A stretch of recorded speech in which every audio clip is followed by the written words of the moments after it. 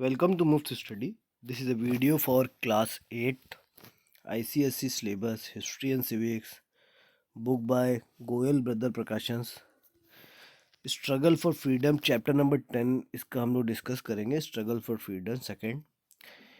इसी टॉपिक का मैंने और भी वीडियो अपलोड कर रखी हैं ऑलरेडी जो कि बीटा पब्लिकेशन की थी और ये बुक है आपकी गोयल ब्रदर प्रकाशंस की। हमारे एक व्यूअर सब्सक्राइबर की डिमांड पे ये वीडियो मैं अपलोड कर रहा हूँ।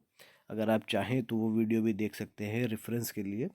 और अगर आप हमारे चैनल पर नए हों तो पहले हमारे चैनल को सब्सक्राइब कर लें, बेल नोटिफिकेशंस को ऑन कर लें जिससे आपकी कोई भी वीडियोस मिस ना हो। अगर आपको हमारी वीडियोस अच्छी लग रही हो तो हमारी वीडियोस को लाइक करें।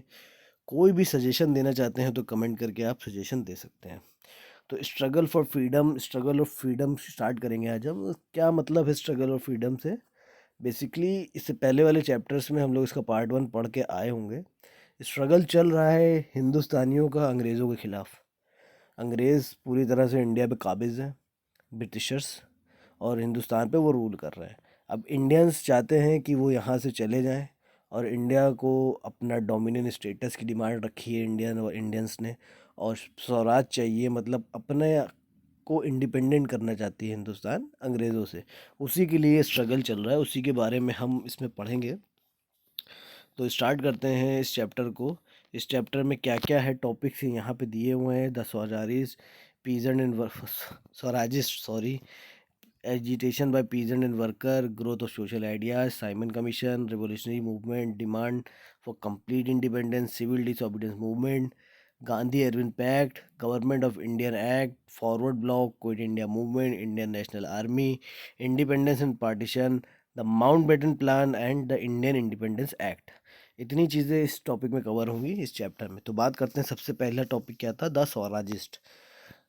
तो स्टार्ट करते हैं टॉपिक को। There seem to be a lull of in the freedom movement after the withdrawal of the non cooperation movement in 1922। हुआ क्या था कि इससे पहले वाले चैप्टर में हम लोग पढ़ के आ चुके हैं कि नॉन कॉपरेशन मूवमेंट चल रहा था, बहुत अच्छा चल रहा था, लेकिन 1922 में उसको विड्रॉ कर दिया गया था। कुछ रीजंस थे जिसकी वजह से वो विड्रॉ हुआ था। But the storms were gathering steadily towards a final showdown with the imperialistic force. लेकिन फाइनल शोडाउन अभी आने वाला था, मतलब धीरे धीरे लोग बढ़ रहे थे आज़ादी की तरफ, और आज़ादी दिलाने उनके अंदर जज्बा पैदा हो चुका था। और आगे चल के अभी हम लोग पढ़ेंगे कि कैसे देश आज़ाद हुआ पूरी तरह से। स्वराज स्वराजिस्ट स्वराजिस्ट का मतलब क्या है? ये कांग्रेस में दो ग्रुप बढ़ गए थे। At this point of time the Congress was divided into two group. One was left by C.R. Das, Motilal Nehru and Vitthal bhai Patel, and the other group was left by Vallabh bhai Patel and C. Raja Gopalachari and Rajendra Prasad. तो दो ग्रुप हो गए थे। एक ग्रुप C.R. दास, मोतीलाल नेहरू और विट्ठल भाई पटेल की लीडरशिप में चल रहा था, और दूसरा ग्रुप आपका वल्लभ भाई पटेल, C. राजा गोपालचारी और राजेंद्र प्रसाद के साथ चल रहा था। The first group called Swarajist or pro changer wanted to contest election and wreck the government from within। जो स्वराजिस्ट थे वो ये चाहते थे कि हम लोग इलेक्शन लड़ें, हिंदुस्तान में अपनी गवर्नमेंट्स बनाएं या अपनी सीट्स जीतें, जिससे हम लोग अंदर ही अंदर गवर्नमेंट को तोड़ें, डिस्ट्रॉय कर दें। जो अंग्रेज़ों की गवर्नमेंट चल रही है उसको डिस्ट्रॉय करें। रेक का मतलब बेसिकली क्या होता है? डिस्ट्रॉय करना। यहाँ पे नीचे लिखा होगा तो डैमेज और destroy. The second group called No Changer was opposed to this and remain involved in the constructive program। और जो दूसरा ग्रुप था वो इलेक्शन से रिलेटेड नहीं था, वो कंस्ट्रक्टिव प्रोग्राम में बिलीव कर रहा था ज़्यादा। कंस्ट्रक्टिव प्रोग्राम मतलब लोगों को जोड़ के चल रहा था, यूनिटी की बात करता था, इन सब चीज़ों के लिए वो ज़्यादा एफर्ट कर रहा था। The Swaraj Party led by C.R. Das and the Motilal Nehru contested election and won seat in the provincial and the central legislature। अब ये जो स्वराज पार्टी बनी तो इन्हीं ने क्या करा? इलेक्शन लड़ा। जब इन्हीं ने इलेक्शन लड़ा तो ये कुछ सीटें जीत गए। कहाँ जीत गए? प्रोविंशियल और सेंट्रल लेजिस्लेचर्स में ये कुछ सीटें जीत गए। They demanded provincial autonomy and the dominion status in the country. फिर इन्हीं ने वहाँ अपनी डिमांड रखी कि हमें डोमिनियन स्टेटस चाहिए, हिंदुस्तान में अपना खुद का एक स्टेटस चाहिए, हमें अंग्रेज़ों के दबाव में कोई चीज़ कोई काम नहीं करना है, हमें अपना खुद का एक डोमिनियन स्टेटस चाहिए। They often outwitted the government in debates in the legislature and made it impossible for the government to get the approval of the legislature for the policy and the provision. अब क्या हुआ, जब ये legislature में पहुंच गए तो जब गवर्नमेंट कोई भी लॉ बनाती थी तो ये वहाँ डिबेट्स करते थे, उसको अपोज करते थे और गवर्नमेंट के प्रपोजल को ठुकराते थे, जिससे क्या होता था, गवर्नमेंट के लिए बहुत मुश्किल होता था कोई भी नई पॉलिसी इंप्लीमेंट करना। अगर वो कोई नई पॉलिसी इंप्लीमेंट करना चाहती है तो वो उसके लिए बड़ा मुश्किल हो जाता था कि जब ये लोग वहाँ पे डिबेट करते थे पार्लियामेंट के अंदर या लेजिस्लेचर के अंदर, तो वहाँ पे क्या होता था कि वो लॉ पास होने में बहुत दिक्कत आती थी। In the election of November 1923, Swarajist won 42 seats out of 101 seats in central legislative. अब क्या हुआ, 1923 में जब इलेक्शन हुआ तो उसमें इस स्वराज पार्टी जो स्वराजिस्ट थी, ये 42 सीट्स जीत गए। किसमें से? 101 सीट में से 42 सीट्स ये जीत गए सेंट्रल लेजिस्लेटिव असेंबली में। The constructive programme became the focus of the no changer. और जो नो चेंजर्स थे उनका मेन मकसद क्या था? कंस्ट्रक्टिव प्रोग्राम पे फोकस करना, उनका मेन फोकस वही था। The most important component of this program were the spread of charkha and khadi cloth, promotion of Hindu Muslim unity, removal of untouchability and the establishment of the national school and the college. तो वो अब किस चीज़ से focus कर रहे थे? वो constructive programme, मतलब लोगों को जोड़ने की कोशिश कर रहे थे। कैसे कर रहे थे? वो स्प्रेड ऑफ चरखा, चरखा जो था सबसे ज़्यादा वहाँ पे फिर धीरे धीरे स्प्रेड होने लगा। खादी कपड़े को प्रमोशन उन्होंने करा कि खादी कपड़ा बने, लोग बनाए क्लोथ, खादी क्लोथ बनाए। हिंदू मुस्लिम यूनिटी को बहुत ज़्यादा सपोर्ट करा कि हिंदू मुस्लिम एकता रहे। अनटचेबिलिटी जो छुआछूत चल रहा था वहाँ, उसको पूरी तरह से ख़त्म करा उन्होंने। Establishment of national schools and college, और नए कॉलेजेस, जो नेशनल कॉलेजेस और स्कूल्स वहाँ पे बनाए। All Congress committee member had to wear head spun and hand woven cloth. अब क्या हुआ कि हर कांग्रेस का जो भी कमेटी का मेंबर था उसको हाथ के बुने हुए कपड़े पहनने के लिए कह दिया गया कि आपको ये पहनने चाहिए। मतलब कंपलसरी नहीं करा, लेकिन ये की डिमांड थी कि कांग्रेस का कोई भी बंदा है वो हाथ के बुने हुए कपड़े पहनेगा, यानी खादी का कपड़ा पहनेगा। Khadi became a binding force for the masses and bought them close to the Congress. अब क्या हुआ, खादी एक तरह से लोगों को जोड़ने का काम कर रहा था, जो पब्लिक थी उसको जोड़ने का काम कर रहा था खादी, क्योंकि वहीं का प्रोडक्ट था, हिंदुस्तान में ही बन रहा था खादी और हिंदुस्तान ही में लोग बना रहे थे। तो अब खादी बहुत ज़्यादा चलन में आ गया था उस वक्त और लोगों को जोड़ रहा था कांग्रेस से। It also gave them the means of livelihood and spread the message of self-reliance and the freedom struggle to all part of the India। अब क्या हो रहा था, जब लोग खादी खुद ही बना रहे हैं, बुन रहे हैं हाथ से और उसके बाद उसको बेच रहे हैं, तो क्या है, उनको रोज़गार मिल गया, एक मेथड मिल गया उनको लिवलीहुड का, मतलब रोज़गार मिल गया लोगों का। तो लोग और इस वजह से कांग्रेस की तरफ जुड़ने लगे और ये एक तरह से एक पार्ट बन गया, पूरे फ्रीडम स्ट्रगल का एक पार्ट बन के उभरा। और बाद में चरखा, the charkha became the symbol of the freedom, और चरखे को ही सिंबल बनाया गया उसके बाद। As the non cooperation movement petered out, communalism reared its ugly head after 1923, the country was repeatedly plunged into communal riots। तो नॉन कॉरपोरेशन मूवमेंट जो बर्बाद हुआ था या रोका गया था, उसका मेन मकसद था वो कम्युनलिज्म की तरफ जा रहा था, यानी लोगों के अंदर धार्मिक फीलिंग्स आने लगी थी। तो उसकी वजह से वो बहुत ज़्यादा बुरा हो गया था, इसीलिए उसको रोका गया था। और 1923 के बाद हिंदुस्तान में जगह जगह धार्मिक दंगे भी होने लगे थे, यानी कम्युनल राइट्स भी होने लगी थी। The Muslim league and the Hindu Mahasabha became very active. वो हिंदू महासभा और मुस्लिम लीग उस वक्त बहुत ज़्यादा एक्टिव हो गए थे। In September 1924 Gandhi ji went on 21 days fast to do the penance from the inhumanity revealed in the communal riot, but his effort were little of avail. और फिर 1924 सितंबर में गांधी जी ने 21 दिन का फास्ट रखा, व्रत रखा। किस लिए? क्योंकि जो कम्युनल राइज में जो लोग मर गए थे उनका पश्चाताप करने के लिए गांधी जी ने अपना 21 दिन का व्रत रखा था। पिनेंस का मतलब क्या होता है? पिनेंस का मतलब यही होता है जो गुनाह हो गए तो act to atone for a sins, यानी पश्चाताप किया गया। Agitation by peasant and worker. अब क्या है, पीजेंट और वर्कर्स कैसे उभर के आ गया है, फ्रीडम स्ट्रगल को कैसे उन्होंने सपोर्ट किया। The peasants and the worker started several agitations in the late 1920। Peasants कौन होते हैं? फार्मर्स होते हैं, और वर्कर्स तो आप जानते हैं काम करने वाले लेबर तबका जो है आपका, वो वर्कर्स में आता है। In Uttar Pradesh and Gujarat, there was a large scale agitation for the revision of tenancy laws lower rent, protection for eviction, relief for independent. अब क्या था, गुजरात और पंजाब में बहुत ज़्यादा ये हुआ कि वहाँ पे मूवमेंट्स चालू होने लगे। किस वजह से? कि जो टैक्स लग रहा था भाई, वर्कर्स के ऊपर टैक्स लग रहा है, उनकी सैलरीज नहीं बढ़ रही हैं, वो कर्जे में जा रहे हैं, तो इसलिए वहाँ पे बहुत ज़्यादा आंदोलन होने लगे अंग्रेज़ों के खिलाफ। The famous Bardoli Satyagraha was left by Vallabh bhai Patel इन 1928। वल्लभ भाई पटेल ने बरदौली सत्याग्रह करा 1928 में। The peasant organize a no tax campaign and eventually won their demand. इसमें क्या था, जो फार्मर्स थे उन्हीं ने एक नो टैक्स कैंपेन चलाया। उनके ऊपर टैक्स बहुत ज़्यादा लग रहा था, जिसकी वजह से उन्होंने एक नो टैक्स मूवमेंट चलाया और वो वहाँ पे अपनी डिमांड्स रखी और वो वहाँ पे जीत भी गए। सत्याग्रह की वजह से, बरदौली सत्याग्रह की वजह से अंग्रेज़ों ने उनकी डिमांड्स मान ली थी। There was a rapid growth of trade unionism under the leadership of All India Trade Union Congress।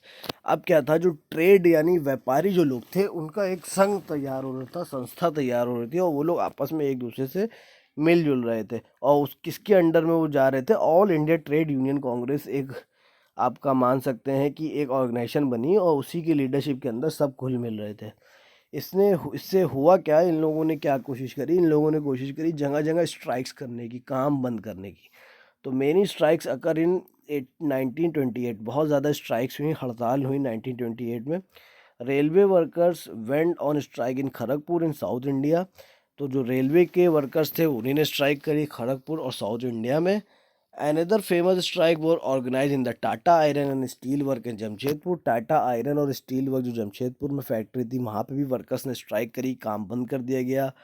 The most important strike of this period were Bombay textile mill, where 1,50,000 workers were went on strike for nearly 6 month. और उस वक्त की सबसे बड़ी जो हड़ताल हुई थी वो बॉम्बे टेक्सटाइल मिल में हुई थी, जिसमें लगभग 1,50,000 वर्कर 6 महीने तक स्ट्राइक पर रहे। 6 महीने तक उन्होंने काम बंद कर दिया। This strike was led by the communist, और ये स्ट्राइक कम्युनिस्ट के द्वारा ही लेड की गई थी। As whole around 5 lakh workers took part in the strike in 1928। अब क्या था कि 1928 में 5 लाख वर्कर्स ने स्ट्राइक करी थी। स्ट्राइक करने का मेन मकसद क्या था? मेन मकसद ये था कि ब्रिटिशर्स को हम सपोर्ट नहीं करेंगे, उनके खिलाफ स्ट्राइक करेंगे, काम बंद कर देंगे। अगर वो टैक्स लगा रहे हैं या सैलरी कम दे रहे हैं या कुछ भी ऐसी हरकतें हो रही हैं जिससे इंडियंस वर्कर्स को दबाया जा रहा है, तो उन्होंने स्ट्राइक करना चालू कर दी थी उसके लिए। और लगभग 5 लाख वर्कर्स ने स्ट्राइक किया था 1928 में।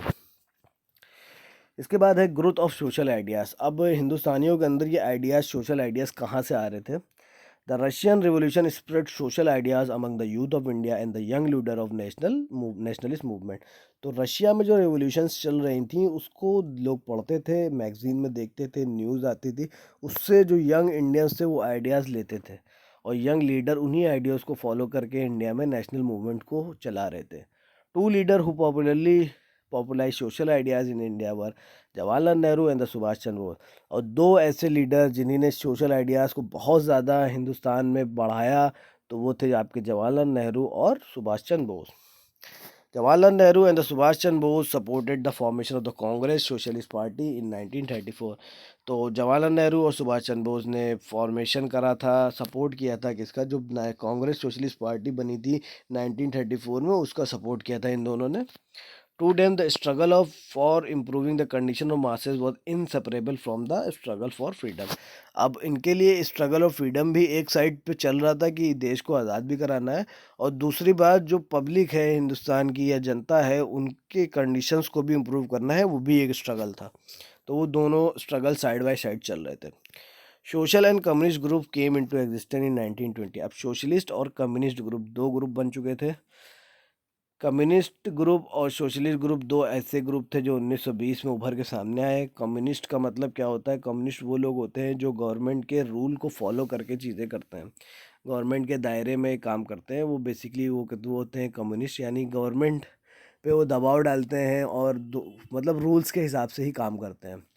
और आपका सोशलिस्ट क्या होते हैं? सोशलिस्ट का थोड़ा आइडिया अलग होता है, फंडा अलग होता है। Many students and the youth leader were dissatisfied with the Gandhi ideas and program and turned to the socialist ideology for guidance।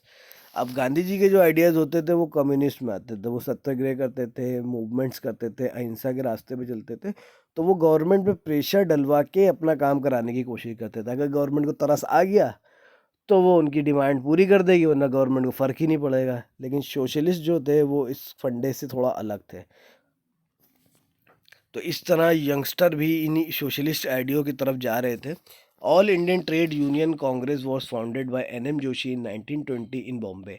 अभी जो हमने बात करी थी ऊपर, all India trade union Congress, वो कब बनी थी? वो 1920 में बनी थी, बॉम्बे में एन.एम. जोशी जी ने बनाई थी। Workers and the peasant movement were greatly influence by the socialist ideas. और जो वर्कर और पीजेंट के मूवमेंट थे वो सोशलिस्ट आइडियाज़ से बहुत ज़्यादा इन्फ्लुएंस थे। M N. Roy became the first to be elected to the leadership for the communist international.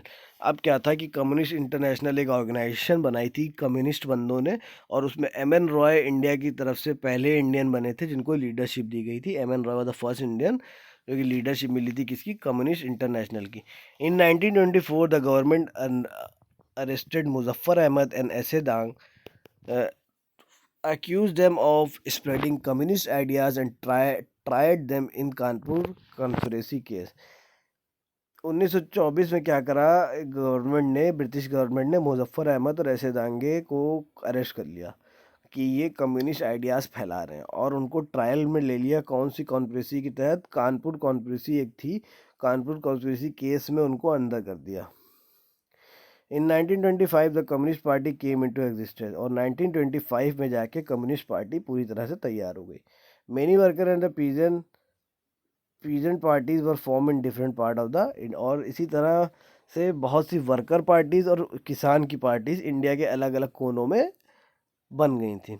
These parties propagated Marxist and communist ideas, but they remain integral part of the freedom struggle and the Indian National Congress।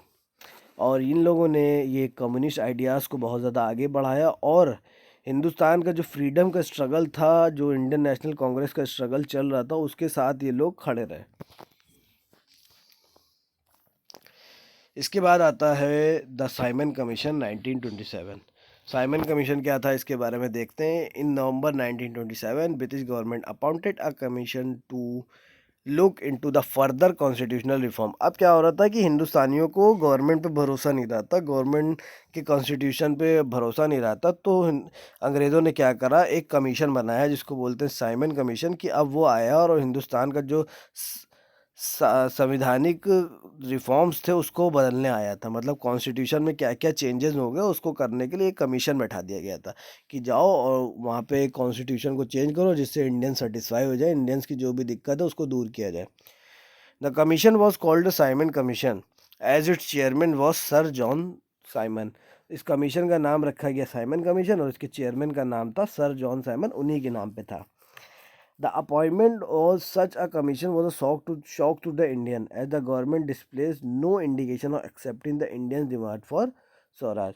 तो अब ये जो commission आ गया था ये Indians के लिए बहुत शॉकिंग था, क्योंकि गवर्नमेंट ने स्वराज की डिमांड को एक्सेप्ट नहीं करा। हिंदुस्तानी जो डिमांड कर रहे थे वो कर रहे थे स्वराज की। स्वराज का मतलब इंडिपेंडेंट गवर्नमेंट उनकी खुद की होनी चाहिए, अंग्रेज़ों का उसमें कोई इंटरफेरेंस नहीं, वो अपने देश को खुद चलाएंगे हिंदुस्तानी। तो उन्हीं ने स्वराज की डिमांड को रिजेक्ट करते एक कमीशन वहाँ पे लगा दिया जिसको कहते हैं Simon commission. More over the commission did not have a single Indian member. और इसके अलावा करा क्या, उस कमीशन में जितने भी लोग थे उसमें एक भी हिंदुस्तानी को नहीं रखा उन्होंने, सब अंग्रेज। They were they were protest all over the country. अब इस कमीशन के खिलाफ पूरी हिंदुस्तान में प्रोटेस्ट होने लगे, लोग इसके खिलाफ धरने प्रदर्शन करने लगे। The Congress as well as the league decided to boycott the commission. अब कांग्रेस और मुस्लिम लीग दोनों एक साथ आ गई और इस कमीशन को बॉयकॉट करना शुरू कर दिया। हड़ताल एंड डिमॉन्स्ट्रेशन वर ऑर्गेनाइज। अब जगह जगह हड़ताल होने लगे। Slogan of Simon go back could be heard all over. और हर जगह यही नारे लगने लगे, Simon go back, Simon go back, Simon go back. Demonstrators were lathi-charged and fired at Lala Rajput received the fatal blow during an anti-Simon demonstration in Lahore and died a few days after। अब उसमें हुआ क्या कि जब जगह जगह protest हो रहे थे तो अंग्रेज़ों ने कई लाठीचार्ज और गोलियां चलवा दी। अब उस लाठीचार्ज में क्या हुआ कि लाला राजपत राय के सर पे पड़ गई लाठी, और इतनी ज़्यादा वो सीवियर लाठी थी कि लाहौर में कुछ दिनों के बाद उनकी मृत्यु हो गई लाला लाजपत राय की। लाला लाजपत राय को उसी जो हड़ताल या कह सकते हैं जो प्रोटेस्ट चल रहा था, वहाँ पे अंग्रेज़ों ने लाठीचार्ज करी। लाठीचार्ज की वजह से लाठी उनके सर पे पड़ गई। अब उनके सर पे लाठी पड़ी तो कुछ दिन के अंदर उनका मृत्यु हो गई। तो साइमन कमीशन में ये हुआ था। The revolutionary movement. अब इसके बाद धीरे धीरे रिवॉल्यूशनरी मूवमेंट स्टार्ट हुआ। The suspension of non cooperation movement broad about the anger among the people. अब जब नॉन कॉपरेशन मूवमेंट बंद कर दिया गया तो लोगों के अंदर गुस्सा पैदा हो गया। During this period revolutionary activities surfaced one again. अब लोगों के अंदर क्रांतिकारी कहते हैं कि बहुत ज़्यादा फीलिंग्स आने लगी। An organization called Hindu republican association was form by Sachin Sanyal and जोगेश Chatterjee in 1924 to organize an arm revolution. अब एक ऑर्गेनाइजेशन बनाई गई जिसका नाम था हिंदुस्तान रिपब्लिक एसोसिएशन। किसने बनाया था उसको? सचिन सन्याल और जोगेश चटर्जी ने 1924 में। आर्म रिवॉल्यूशन का मतलब ये था कि अब हम लोग लड़ाई करेंगे, रिवॉल्यूशन करेंगे, कैसे? हथियारों के साथ। अब हम लोग अहिंसा और सत्याग्रह वाले की बात नहीं हो रही है यहाँ पे। अब यहाँ पे अटैक की बात हो रही है, सामने खुल के आएंगे और लड़ाई करेंगे आर्म्ड के साथ। बेसिकली मेन मकसद तो यही था ना कि अंग्रेज़ों से लड़ना है, अंग्रेज़ों को यहाँ से हटाना है। अब अंग्रेज़ जब पहले सही तरीके से नहीं मान रहे थे तो अब लोगों के अंदर गुस्सा आ गया और लोगों ने उनके खिलाफ हथियार उठा लिए। Many young men who wanted British out of the country joined this organization. The government took all measures to repress them, but it failed. अब बहुत से जो नौजवान लड़के थे उन लोगों ने इस ऑर्गेनाइजेशन को ज्वाइन कर लिया कि जो अंग्रेज़ों के खिलाफ थे। वो चाहते थे कि अंग्रेज़ बस निकल जाएं उनके देश से। The government took all major to repress them but it fail. Government ने पूरी तरह कोशिश करी कि इस एसोसिएशन को रोका जाए और इन लोगों, लेकिन गवर्नमेंट फेल्ड होती चली गई। Lathi charge order by British officer Saunder on a peaceful demonstration provoke the revolutionaries. अब जो लाला लाजपत राय के ऊपर लाठीचार्ज हुआ था जिसमें उनकी मृत्यु हो गई थी, तो एक ब्रिटिश ऑफिसर था सॉन्डर्स, उसने किया था वो लाठीचार्ज। तो जब वो लाठीचार्ज हुआ तो यंग मैन जो लाला लाजपत के बहुत ही ख़ास थे वो बहुत ज़्यादा गुस्सा आ गए, क्योंकि उनके साथ जितनी भी पब्लिक थी उनके साथ लाठीचार्ज जो कर रहे थे नौजवान जो वहाँ पे थे, उनके अंदर बहुत ज़्यादा गुस्सा आ गया था, जिससे जो क्रांतिकारी लोग थे वो बहुत ज़्यादा भड़क गए थे अंग्रेज़ों के खिलाफ। They were badly hurt as the incident Lala Lajpat Rai death who was leading the demonstration. और हुआ क्या था इसकी वजह से? इसकी वजह से लाठीचार्ज की वजह से क्या हुआ था? लाला लाजपत राय ही वहाँ पे डिमॉन्स्ट्रेशन था जो उसको लीड कर रहे थे, और जब उनके डेथ हो गई तो लोगों के अंदर बहुत ज़्यादा गुस्सा आ गया था अंग्रेज़ों के खिलाफ। Bhagat Singh Azad and the Rajguru assassinated Saunders in 1928। अब फिर भगत सिंह, आज़ाद और राजगुरु इन तीनों ने मिल के सॉन्डर्स जिसने ऑर्डर दिया था लाठीचार्ज का उसको रोड पे मार दिया था। In the same year, the revolutionaries came under the influence of socialism and under the leadership of Chandrasekhar Azad, and the name of the organization has changed to the Hindustan Socialist Republic Association. अब जो association बनी थी, अब उस association का नाम change कर दिया गया था और उसका लीडर कौन आ गए थे? चंद्रशेखर आज़ाद को उसका लीडर बना दिया गया था, उसका नाम चेंज कर दिया गया था, हिंदुस्तान सोशलिस्ट रिपब्लिकन एसोसिएशन आ गई थी और लीडरशिप किसके पास आ गई थी? उसकी चंद्रशेखर आज़ाद के पास आ गई थी। Bhagat Singh, along with Batukeshwar Dutt, threw a bomb that was harmless in the Central Legislature Assembly on April 8, 1929. Bhagat Singh और बटुकेश्वर दत्त ने क्या किया? जो सेंट्रल लेजिस्लेटिव असेंबली थी अंग्रेज़ों की, वहाँ जाके एक बम फेंक दिया, धमाका कर दिया। लेकिन उनका मकसद किसी को मारने का नहीं था, बस धमाका करने का मकसद था, तो वो हार्मलेस बम था। 8 अप्रैल 1929 में उन्होंने वहाँ जाके एक बम फेंक दिया।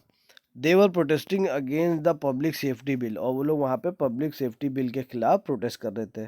बोथ शाउटेड इनकलाब जिंदाबाद and anti British slogan and through leaflet. अब क्या था वहाँ? उन्होंने बम फेंका। बम क्यों फेंका था? भगत सिंह का कहना था ना कि ये बहरी सरकार है, इस सरकार को सुनाने के लिए हमको धमाका करना पड़ेगा, तो उन्होंने बम इसलिए भेजा था। और वहाँ जाके उन्होंने इनकलाब जिंदाबाद के नारे लगाए और वहाँ पैम्पलेट उछाल के फेंकना चालू कर दिए। After throwing the bomb they surrender and said that they did to make the deaf hear. उन्होंने सरेंडर किया, फिर उन्होंने कहा कि हमने ये इसलिए कहा था कि बहरों को सुनाने के लिए अपने को धमाके करने की ज़रूरत थी। तो अंग्रेज़ उनकी बात सुने, इसलिए उन्होंने वहाँ पे धमाका किया था।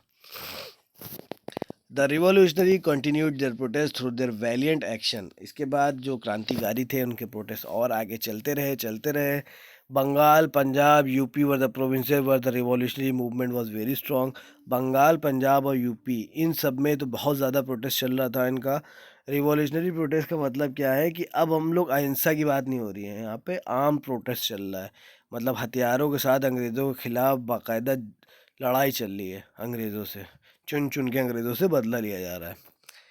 This alarm the British government and it try to suppress the movement by hanging the Bhagat Singh, Rajguru, Sukhdev of March 23, 1931। अब क्या हुआ, इससे ब्रिटिश गवर्नमेंट पूरी तरह से हिल गई। जब उन लोगों ने सरेंडर कर दिया तो ब्रिटिश गवर्नमेंट ने ऑर्डर दे दिए कि इन तीनों को फांसी की सज़ा सुना दी जाए। भगत सिंह, राजगुरु और सुखदेव को फांसी की सज़ा दी गई 23 मार्च 1931 में। Chandrashekhar Azad fought bravely with British police before killing himself. और चंद्रशेखर आज़ाद पुलिस से लड़ते रहे, बहुत देर तक ब्रिटिशर से लड़े, लेकिन जब उनको लगा कि वो अब नहीं लड़ सकते तो अंग्रेज़ों के हाथों मरने से अच्छा उन्होंने सोचा उन्होंने अपने आप को खुद ही ख़त्म कर दिया। तो the movement lost is momentum. अब जब ये सब चंद्रशेखर आज़ाद ख़त्म हो गए तो अब मूवमेंट पूरी तरह से गड़बड़ा गया, अब कोई लीड करने वाला नहीं था। All the revolutionaries are till date are the great source of inspiration for the people of India. और ये जो जितने लोगों के मैंने नाम लिए हैं, ये आज तक ये सब क्रांतिकारी हिंदुस्तानियों के लिए एक बहुत बड़ी इंस्पिरेशन है। इन लोगों ने बहुत ज़्यादा कुर्बानियाँ दी। बहुत छोटी छोटी उम्र में इन लोगों ने अंग्रेज़ों के ख़िलाफ़ लड़े। भगत सिंह हो गए, बसवेश्वर दत्त हो गए, आपके राजगुरु, सुखदेव। जवानियों में इन लोगों ने अंग्रेज़ों के ख़िलाफ़ जंग लड़ी और अपनी ज़िंदगी हिंदुस्तान की आज़ादी के नाम कुर्बान कर दी। ये आप देख सकते हैं, यहाँ पे फ़ोटो दिया हुआ है भगत सिंह का, Sukhdev and Rajguru. Demand for the complete independence, Lahore session 1929। अब क्या हुआ, लाहौर सेशन में डिमांड रखी गई कंप्लीट इंडिपेंडेंस की। In December 1929 and Lahore session the Congress declare the attainment of the complete independence as the chief goal. अब जब लाहौर का सेशन हुआ कांग्रेस का 1929 में, तो अब गवर्नमेंट कांग्रेस ने कहा कि अब उनका मेन मकसद है कि कंप्लीट इंडिपेंडेंस उनको मिले, यानी अंग्रेज़ जाएं यहाँ से, और कंप्लीट इंडिपेंडेंस किसको मिले, हिंदुस्तानियों को मिले। The president at the Lahore session was the Jawaharlal Nehru.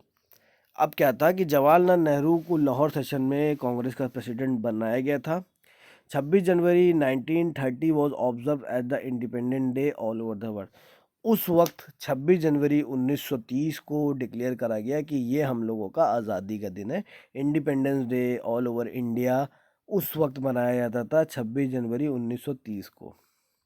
मतलब 26 जनवरी को हम लोग इंडिपेंडेंस डे घोषित कर दिया जवाहरलाल नेहरू ने। It was also decided that the Congress would start a civil disobedience movement to achieve the independence. अब इसके बाद ये भी डिसाइड हुआ कि हम लोग सिविल डिसओबीडियंस मूवमेंट फॉलो करेंगे जिससे हमको इंडिपेंडेंस मिले। The decision to boycott the first round table conference 1930 was also taken at the session of the Congress. This day is of the historical importance for us. अब वहाँ पे conference हुई एक first round table conference, तो अब उसको boycott करने का डिसीज़न भी कांग्रेस ने लिया कि अब हम इसको भी बॉयकॉट करेंगे। अंग्रेज़ों के ब्रिटिशर्स ने रखी थी वहाँ पे कॉन्फ्रेंस, जिसका नाम था फर्स्ट राउंड टेबल कॉन्फ्रेंस। अब अंग्रेज़ सिविल डिसोबीडियंस का मतलब ये था कि अब जो भी अंग्रेज़ों की सरकार करेगी हम उसको रिजेक्ट करेंगे, हम उसका सपोर्ट नहीं करेंगे।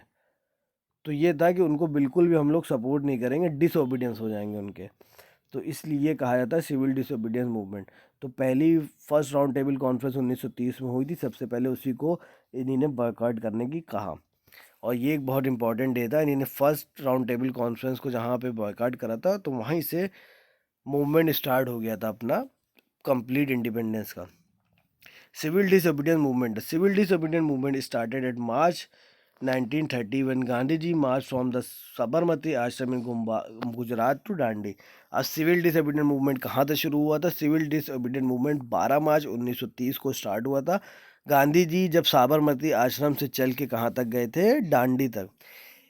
ही carried on this march with 78 follower, और वो 78 फॉलोअर्स के साथ गए थे to break the salt law, जो उस वक्त सॉल्ट का, नमक का कानून बना था, उस कानून को तोड़ने के लिए वो साबरमती आश्रम से निकल के कहाँ तक गए थे? दांडी तक गए थे। Gandhi ji defied the law by picking up the handful of salt form by evaporation of the sea water. और गांधी जी ने हाथ में ली, वहाँ पर से खारा नमक उठाया नदी के किनारे से और उठा के उनको फेंका और कहा आज से हम लोग ये नमक के कानून को फॉलो नहीं करेंगे, इस नमक के कानून को हम लोग बॉयकॉट करते हैं। This gave the start to the civil disobedience movement all over the country. और इससे क्या हुआ, इस मूवमेंट को स्टार्ट मिल गई। पूरी कंट्री में धीरे धीरे सिविल डिसोबीडियंस मूवमेंट फैलने लगा। Women also participated in this movement. The movement also spread to the north-west frontier province, where the movement was led by Khan Abdul Ghaffar, who is popularly known as the Frontier Gandhi. अब धीरे धीरे movement पूरे देश में फैल रहा था, औरतें भी इसमें जुड़ रही थी। नॉर्थ वेस्ट फ्रंटियर प्रोविंस में भी ये मूवमेंट पहुंच गया। वहाँ इस मूवमेंट को लेड किया खान अब्दुल गफ्फार खान ने, जिसको वहाँ पे फ्रंटियर गांधी के नाम से भी इनको जाना जाता है, इनको फ्रंटियर गांधी भी कहा जाता है। The government try to suppress the movement with eastern help, लेकिन गवर्नमेंट ने पूरी कोशिश करी कि इस मूवमेंट को दबाया जाए। The British declare the Congress illegal. अब ब्रिटिशर्स ने क्या करा, कांग्रेस को इलीगल बता दिया कि कांग्रेस इलीगल है। There was uprising all over the country, पूरी कंट्री में आंदोलन धीरे धीरे फैलने लगा था, अपराइजिंग होने लगी थी। Violation of the salt law took place all over the country followed by refusal to pay chowkidari tax, defence of forest law. अब क्या था कि लॉ का मतलब क्या है, वॉयलेट क्यों करा, जो टैक्स नमक पे जो कानून था, जो टैक्स था, उस कानून को तोड़ा गया कि अब हम लोग टैक्स नहीं भरेंगे, गवर्नमेंट को, ब्रिटिशर्स को टैक्स नहीं देंगे, चौकीदारी टैक्स नहीं देंगे, फॉरेस्ट लॉ को तोड़ेंगे, जितने कानून है सारे कानून अब हम लोग तोड़ेंगे। ये था सिविल डिसोबीडियंस मूवमेंट कि धीरे धीरे जितने भी लॉज हैं सबको तोड़ा जाएगा और टैक्स नहीं दिया जाएगा।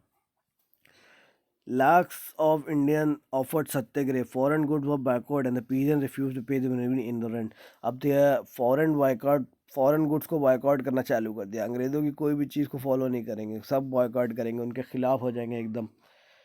और जो भी टैक्स देते थे किसानों ने भी उनको टैक्स देने से मना कर दिया, रेंट देने से मना कर दिया। इसके बाद हुआ गांधी अरविंद पैक्ट। ये भी बहुत इंपॉर्टेंट था। गांधी अरविंद पैक्ट जब हुआ था, the British government realise that for any constitutional change to be acceptable to the Indian government the president of the Congress at the conference में। अब क्या था, ब्रिटिशर्स को समझ में आ गया कि भैया अगर इंडिया में कोई भी चेंज करना है, कॉन्स्टिट्यूशनल चेंज, तो कांग्रेस का वहाँ पे होना बहुत ज़रूरी है। Finally Lord Irwin and Gandhi ji negotiated a settlement in March 1931 which is known as Gandhi Irwin pact. अब क्या हुआ, लॉर्ड अरविंद जो उस वक्त था वहाँ पे, उसने गांधी जी को के साथ नेगोशिएट करके एक सेटलमेंट किया, एक पैक्ट साइन किया, जिसको कहा जाता है कि गांधी अरविंद पैक्ट। और कब किया था, मार्च 1931 में। अब इस पैक्ट में क्या डिसाइड हुआ था, as a result the government agreed to release the political prisoner. अब गवर्नमेंट ने ये फैसला ले लिया था कि जो भी पॉलिटिकल प्रिजनर्स उन्होंने उठाए, यानी जो क्रांतिकारी लोगों को उन्होंने पकड़ा है, वो उनको छोड़ देगी। Considered the right to make salt for consumption. और जो राइट बनाएगी, कानून बनाएगी कि सॉल्ट के खिलाफ जो नमक का कानून था उसको बनाएगी दोबारा, और नमक कंज्यूम करने के लिए नमक को दोबारा बनाया जाएगा। Allowed peaceful picketing of liquor and foreign cloth shop. और जो लिकर और फॉरेन क्लोथ शॉप है, पिकेटिंग का मतलब क्या है, एक सेकेंड, टू मार्च और squad in front of the shop building to protest. अच्छा,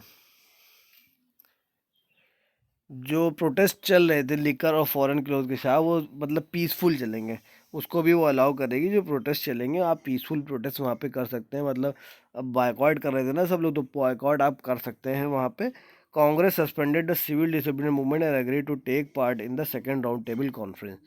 अब कांग्रेस ने इस बात को मान लिया और सिविल डिसोबीडियंस मूवमेंट को उन्होंने कह दिया, ठीक है हम लोग सिविल डिसोबीडियंस मूवमेंट को ख़त्म कर देंगे, और अब जो आपकी राउंड टेबल कॉन्फ्रेंस होगी उसमें हम लोग पार्ट लेंगे।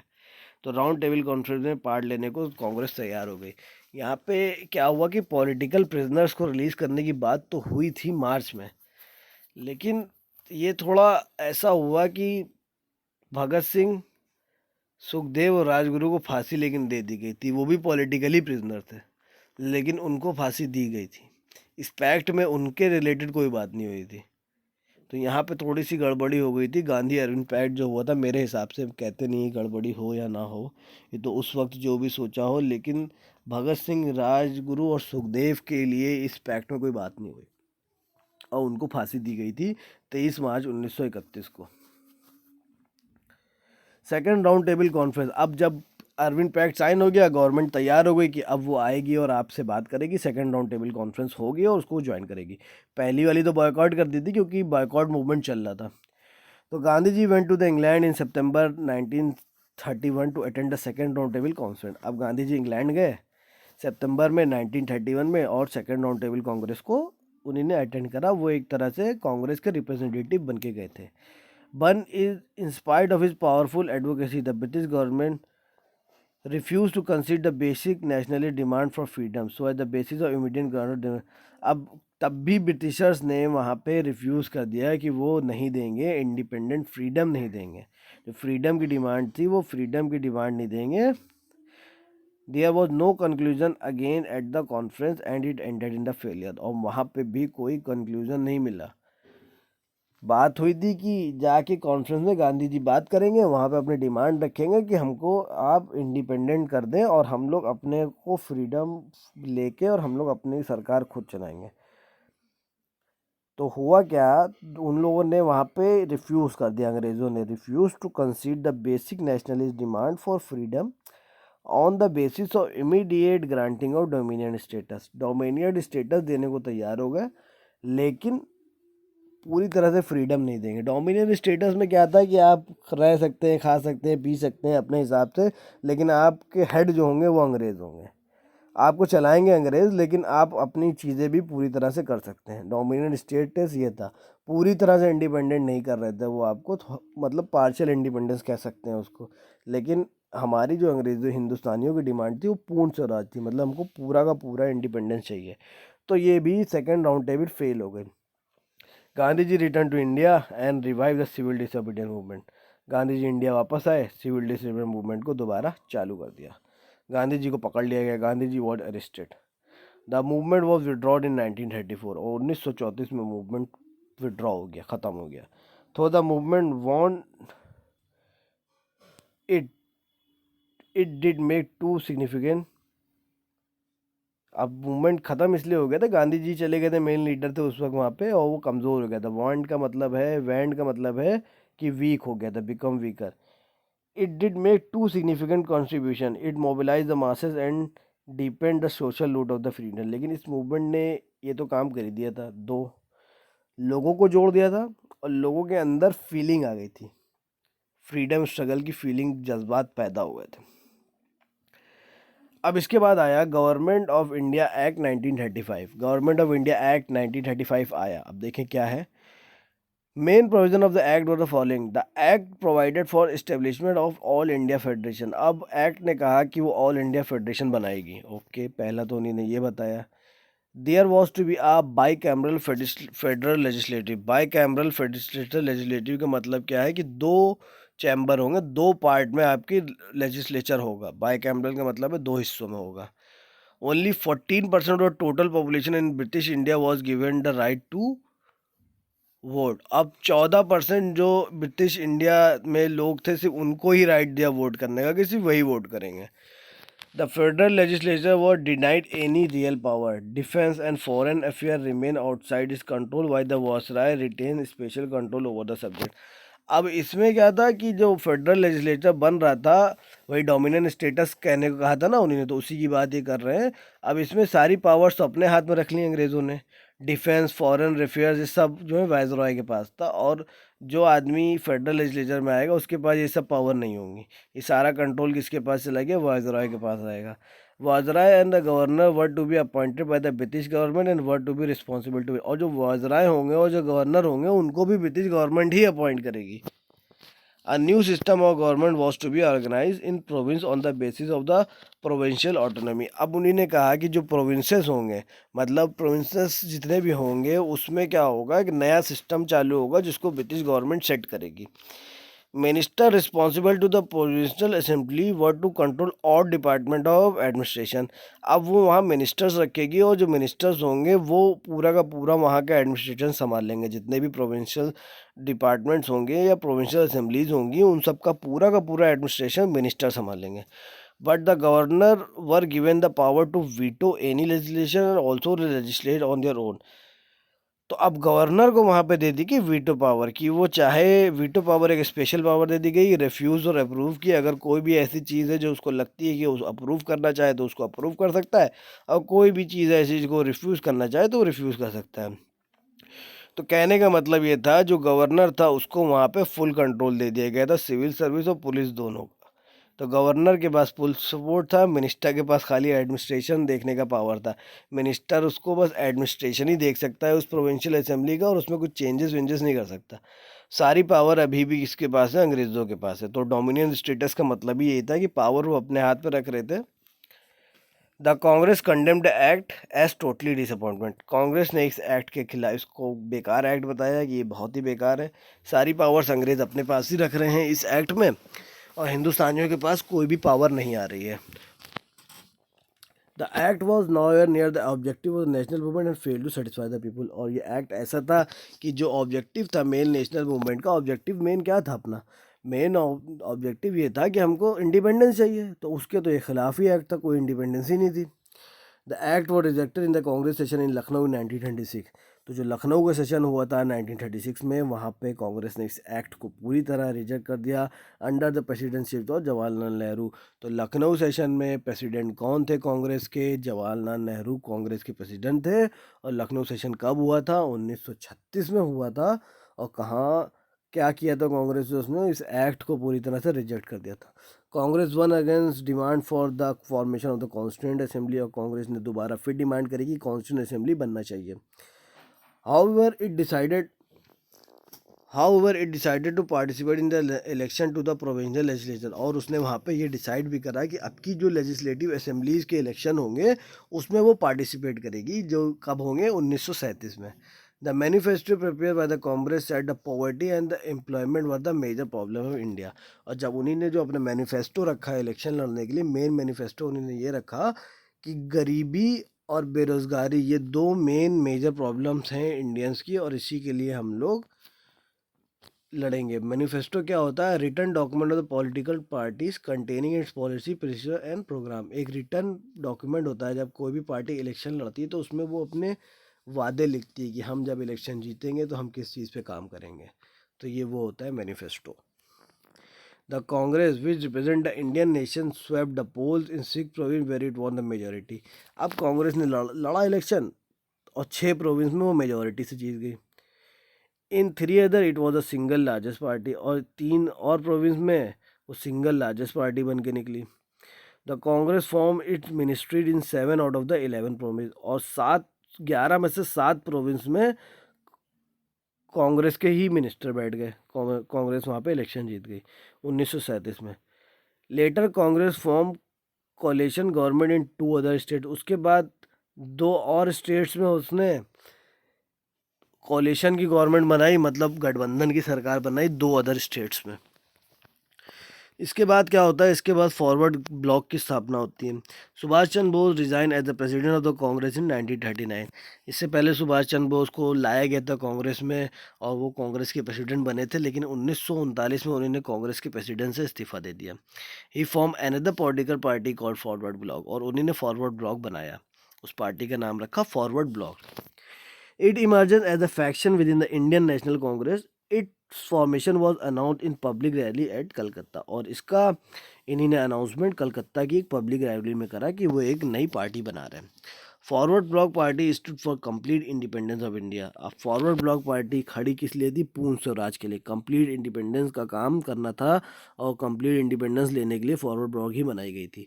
मेन ऑब्जेक्टिव क्या थे फॉरवर्ड ब्लॉक के? Social ownership and control mean of the protection. Social ownership दिलवानी, लोगों को कंट्रोल दिलाना हिंदुस्तान को।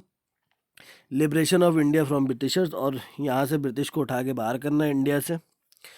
To guarantee equal right for every individual. और हर बंदा जो हिंदुस्तानी है उनको इक्वल राइट मिलनी चाहिए। To make and develop India as a modern state. और इंडिया को एक डेवलप स्टेट बनाना। He was use as a great threat by the Britishers and hence was kept under the careful surveillance. तो Subhash Chandra Bose Britishers के लिए एक बहुत बड़ा खतरा उभर के आ रहे थे, तो ब्रिटिशर्स उनके ऊपर पूरी पैनी नज़र रखे हुए थे। He however manage to escape to India. उसके बाद फिर वो इंडिया से निकल के कहाँ भाग चले गए, भागे नहीं मतलब चुपके से वो यहाँ से रशिया चले गए।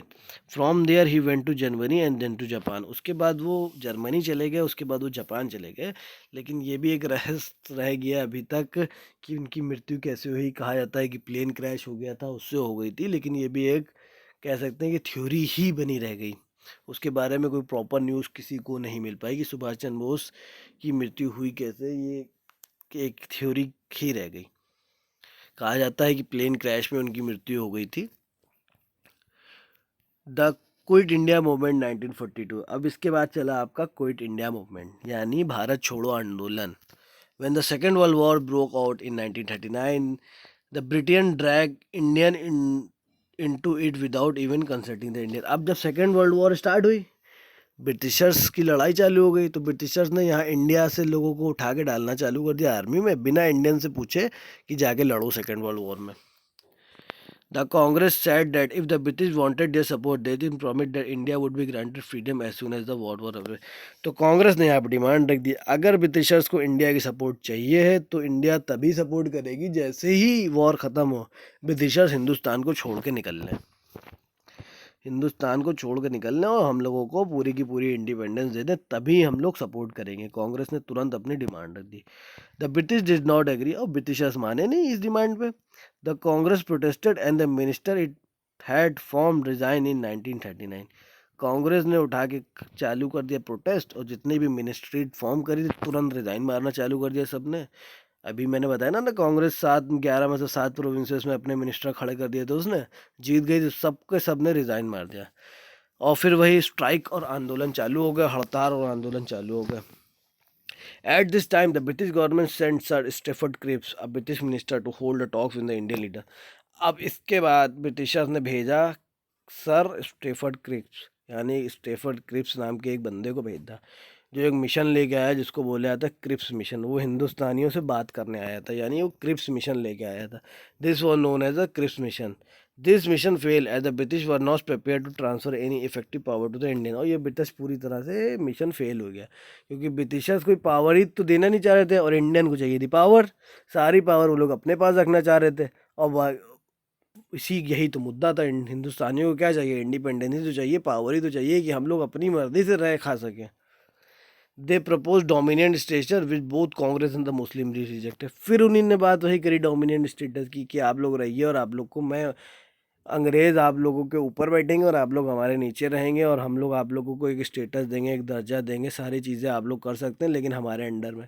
तो ये तो चाहिए ही नहीं था हिंदुस्तानियों को। तो कांग्रेस और मुस्लिम लीग दोनों ने डोमिनेंट स्टेटस को उठा के कर दिया reject. After the Cripps mission phase the Congress launch another great more struggle for the independence. This the movement, this was the quit India movement. अब क्रिप्स मूवमेंट जैसे फेल हुआ तो कांग्रेस ने क्या करा, एक नया मूवमेंट स्टार्ट कर दिया जिसको बोला जाता है क्विट इंडिया मूवमेंट। 1942 में भारत छोड़ो आंदोलन तुरंत स्टार्ट कर दिया कांग्रेस ने।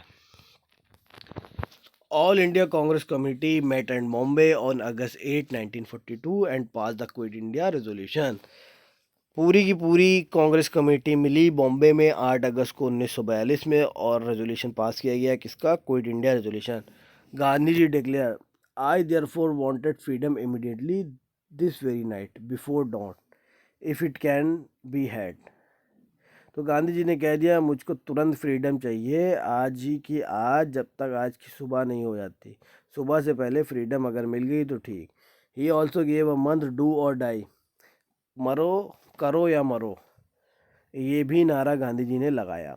ही said we shall either free India or die in that time, या तो हम इंडिया को फ्री कर देंगे या तो हम मर जाएंगे। Gandhi ji and the few member of the Congress working committee were immediately arrested. तुरंत गांधी जी और उनके साथ कुछ कांग्रेस के बंदों को तुरंत अंग्रेज़ों ने अरेस्ट कर लिया। When the news of these arrests reached the people, it shocked them। जैसे ये खबर और लोगों तक पहुंची वो लोग शौक में आ गए। A nation wide movement of protest, और पूरे देश में ये मूवमेंट चालू हो गया। There were demonstration, meeting, hartal, procession everywhere. अब हर जगह ये सब होने लगा, हड़ताल होने लगी, मीटिंग होने लगी, प्रोसेशंस होने लगे, बात होने लगी, डिमॉन्स्ट्रेशन होने लगे, आंदोलन होने लगे। The government try to best, और गवर्नमेंट ने अपनी पूरी कोशिश करी इस आंदोलन को दबाएं। The lathi charge and firing began the common occurrence. अब लाठी चार्ज और फायरिंग कॉमन हो गया था, और अंग्रेज लाठीचार्ज और गोलियां चलाने लगे लोगों पे। पर the people also become violent, destroyed the post office. अब इसी चक्कर में जो वहाँ पे लोग थे, आंदोलनकारी थे, वो लोग भी वायलेंट हो गए। उन्होंने क्या करा, पोस्ट ऑफिस तबाह कर दिए, railway station, police station etcetera. Restriction were impose on many newspaper, newspaper पे भी इंस्ट्रक्शन लगा दिए। जो हिंदुस्तान के न्यूज़पेपर छपते थे उन सब पे रिस्ट्रिक्शन लग गए। A large number of newspaper were close down, और बहुत बड़ी तादाद में न्यूज़पेपर बंद कर दिए गए। क्या न्यूज़पेपर इसलिए बंद करे कि लोगों तक खबरें ना पहुँचे कि किस शहर में क्या हो रहा है, किस शहर में क्या हो रहा है। उस वक्त ये इंटरनेट वगैरह तो नहीं होता था, मीडिया का एक ही मार सोर्स था आपका, टीवी भी नहीं थे। तो बेसिकली सोर्स मीडिया का पेपर ही था, प्रेस मीडिया, प्रिंटेड मीडिया ही था, तो इसीलिए अंग्रेज़ों ने बंद कर दिया था। The movement was greatest mass challenge to the British authority. अब ये मूवमेंट जो हुआ, ये बहुत बड़ा चैलेंज था ब्रिटिश अथॉरिटीज़ के लिए। It shook the foundation of the British rule India and showed British the masses had the immense capacity to suffer and die for the cause of the British freedom. अब क्या हुआ, britisher को समझ में आ गया कि भैया ये तो बहुत ख़तरनाक मूवमेंट है, सारी जनता रोड पे आ गई है और उनके अंदर पूरी कैपेसिटी है, या तो वो कुछ करेंगे या तो वो मर जाएंगे। वो मरने से अब वो डर नहीं रहे। अब या तो उनको आज़ादी चाहिए है या तो वो अपनी जान दे देंगे। तो अब ब्रिटिशर्स को समझ में आ गया था कि डी और डाई वाली सिचुएशन यहाँ पे चल रही है, और हिंदुस्तानी अब पूरी तरह से इंडिपेंडेंट होके ही रहेंगे। इंडियन नेशनल आर्मी, इसी बीच आपकी इंडियन नेशनल आर्मी की भी स्थापना होगी। The government crush the quit India movement with great severity. अब गवर्नमेंट ने बड़ी कोशिश करी और किसी तरह क्विट इंडिया मूवमेंट को दबा दिया, ख़त्म हो गया क्विट इंडिया मूवमेंट। तो there were hardly any political activities in the second world war ended. अब जब तक सेकेंड वर्ल्ड वॉर चलती रही तब तक उसके बाद कोई भी पॉलिटिकल एक्टिविटी नहीं हुई। इन 1945 beyond the eastern border of India, the Indian national army led by Subhash Chandra Bose began to act in cooperation with Japanese army. तो अभी हमने पढ़ा था कि वो जापान चले गए थे। अब वो जब जापान चले गए थे तो उसके बाद वहाँ उन्होंने जापानीज़ आर्मी से कोऑपरेशन करके वहाँ पे क्या बनाई, इंडियन नेशनल आर्मी तैयार करी, एक संगठन तैयार करा जिसको बोला जाता है इंडियन नेशनल आर्मी, और सुभाष चंद्र बोस ने ही उसको स्थापित किया। The Indian national army is also known as Azad Hind Fauj. तो आज़ाद हिंद फौज के नाम से भी ही इसको जाना जाता है। ये किसने किसने फॉर्म करा था, सुभाष चंद्र बोस लीड करा था, बेसिकली कह सकते हैं। इंडियन नेशनल आर्मी को लीड किया था सुभाष चंद्र बोस ने। The Indian national army was form with the aim to get freedom from British rule. और इसको बनाया ही इसीलिए गया था, इसका मेन एम ये था कि हमको ब्रिटिशर से फ्रीडम चाहिए ही चाहिए है। It comprises of the Indian prisoners of war. ये किससे बनी थी, जो इंडिया के कैदी जो अंग्रेज़ों ने पकड़ रखे थे, लड़ाई जब होती थी कहीं तो वहाँ पकड़ लिए जाते थे। वॉर, प्रिजनर्स ऑफ वॉर का मतलब होता है कि एक देश जब दूसरे देश से लड़ाई करता है, जब उसके लोगों को बंदी बना लेता है। तो इंडियन प्रिजनर ऑफ वॉर जैसे जो इंडियन प्रिजनर्स थे उन सबको सुभाष चंद्र बोस ने इकट्ठा किया था। Subhash Chandra Bose became the supreme commander of the INA, और आईएनए के सुप्रीम कमांडर बने।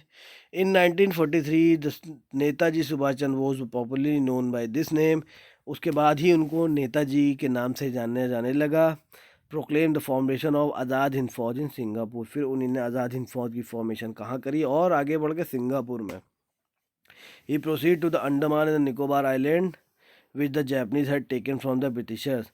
फिर उसके बाद उन्होंने निकोबार और अंडमान आइलैंड पे पहुँचे जहाँ पे जैपनीज़ ने ब्रिटिशर्स से उसको छीन रखा था, and hoisted India flag there. और उन्होंने वहाँ जाके हिंदुस्तान का फ्लैग लहराया।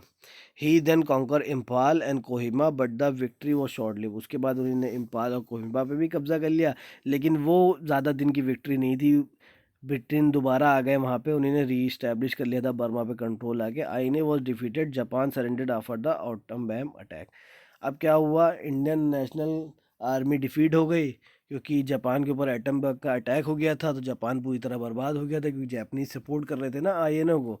तो जापानीज तो बर्बाद ही हो गए थे, जिसकी वजह से ये कमज़ोर हो गए थे आईएनए, और आईएनए पूरी तरह डिफीटेड हो गया था, हार गया था। The British government put 3 of the INA officer Shahnawaz Khan, PK Sehgal and जय trial at the red fort fighting against the British. अब क्या हुआ, ब्रिटिशर ने आईएनए के 3 ऑफिसर्स को पकड़ लिया, शाहनवाज खान, पीके सहगल, जेएस ढिल्लोन, और उनको लाल किले लेके गए और उनके ऊपर केस चला ब्रिटिशर्स के अगेंस्ट लड़ने का। As outraged nation rose in deafening demanded the release of the prisoner. अब उसके खिलाफ हिंदुस्तान में लोगों ने आंदोलन करना चालू कर दिया कि जो कैदियों को आपने पकड़ा है उसको तुरंत छोड़िए। The government bow down to the popular pressure and release the all INA prisoner. अब गवर्नमेंट के ऊपर इतना ज़्यादा प्रेशर आया कि उन्हीं ने और जितने भी प्रिजनर पकड़े थे आईएनए के, उन्हीं ने सबको छोड़ दिया।